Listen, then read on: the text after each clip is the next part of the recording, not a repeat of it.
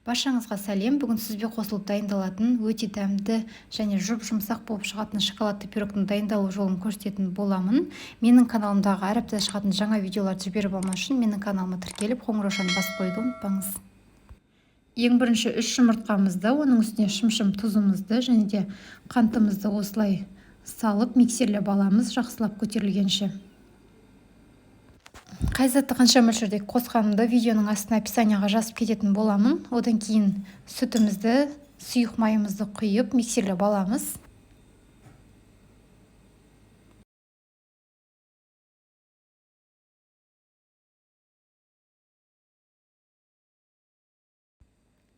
Осылай електен өткізілген ұнымыз бен какаоны бірге араластырып мен қостым массамызға. ұн мен какаоны бір ыдысқа араластырып алып қостым. Оның үстіне мына разрыхительді қосып миксерлеп аламыз.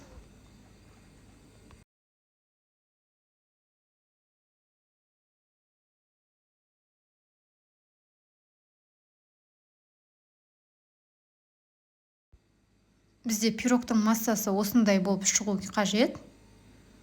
Қоюлау, қатты сұйық емес, қатты қою емес, орташа осындай консистенцияда болады.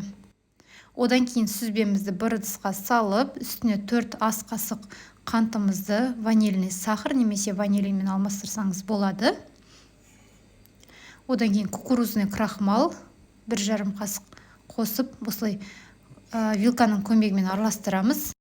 Немесе сіздерде погружной блендер болса, сонымен араластырып алсаңыздар да болады. Немесе болмаса осылай миксермен, одан кейін вилкамен езіп алып пайдалана береміз.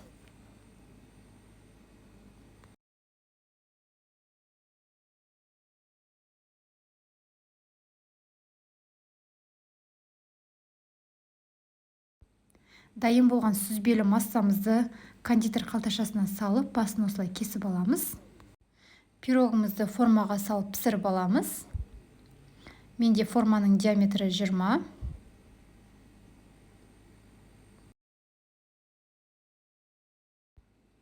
Одан кейін жаңағы сүзбелі массамызды бетіне осылай пирогымыздың бетіне жолақша етіп орналастырып шығамыз.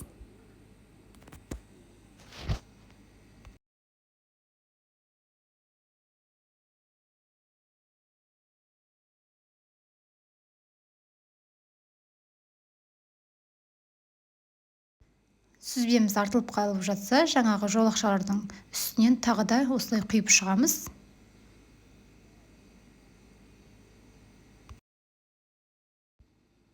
Пирогты қызып тұрған пеште 180 градус 30-35 минут шамасында пісіріп аламыз. Өте дәмді болып шығады. Міндетті түрде жасап көруге кеңес беремін.